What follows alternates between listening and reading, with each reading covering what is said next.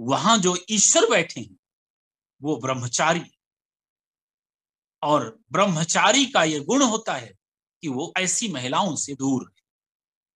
तो अगर हम ईश्वर की आस्था का सम्मान नहीं करेंगे, ईश्वर की मनसा का ही सम्मान नहीं करेंगे, तो फिर हमारे धर्म की महत्ता ही क्या रह जाए। दूसरी, उनका कहना यह है कि हर धर्म की जो प्रथाएं हैं, उन प्रथाओं के कारण ही उस धर्म की विशिष्टता बनी है।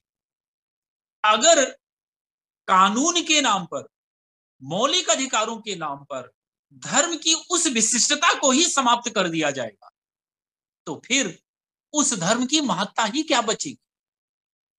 तीसरी महत्वपूर्ण चीज जो बहुत सबसे महत्वपूर्ण, वो ये है कि अयप्पा के पूरे भारत में 1000 मंदिर, अयप्पा के नहीं, जो इनका मूल अवतार है, जिसके ये अवतार माने जाते हैं, धर्मशास्त्रा के 1000 मंदिर, धर्मशास्त्रा के 1000 मंदिर है।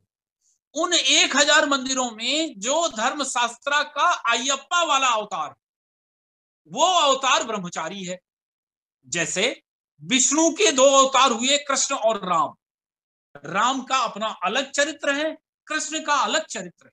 यदि राम के अवतार के साथ कृष्ण लीला जोड़ दी जाए या गोपियों की लीला जोड़ दी जाए, तो वो राम के जो चरित्र हैं उसके साथ अन्याय माना जाएगा।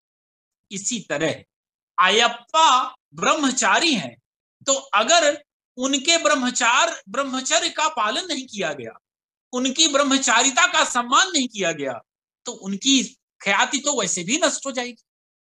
तो अगर ईश्वर की इच्छा का भी हम सम्मान नहीं करेंगे, तो फिर हमारा धर्म तो अपने आप खतरे में पड़ जाएगा। इसलिए ये हमारी नहीं, भगवान अयप्पा की इच्छा है कि वो महिलाएं केवल इस मंदिर में प्रवेश ना करें, 999 मंदिर में प्रवेश करें, क्योंकि वहां ब्रह्मचारी रूप में अयप्पा नहीं है, दूसरे रूप। इसके अलावा किसी धर्म में कौन सी प्रथाएं उसके आचरण का हिस्सा है, कौन सी प्रथाएं उसके आचरण का हिस्सा नहीं है, ये उसी धर्म पर छोड़ा जाना चाहिए। आर्टिकल 26 कहता है कि हर धार्मिक संप्रदाय को अपने अनुसार अपने धार्मिक कार्यों के प्रबंध की स्वतंत्रता है।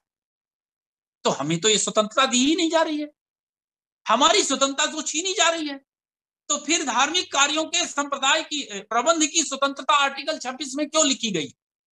अगर उसे 14 के आधार पर नष्ट ही कर दिया जाना है, 14 के आधार पर, 14 के आगे उसकी कोई वैल्यू ही नहीं है, तो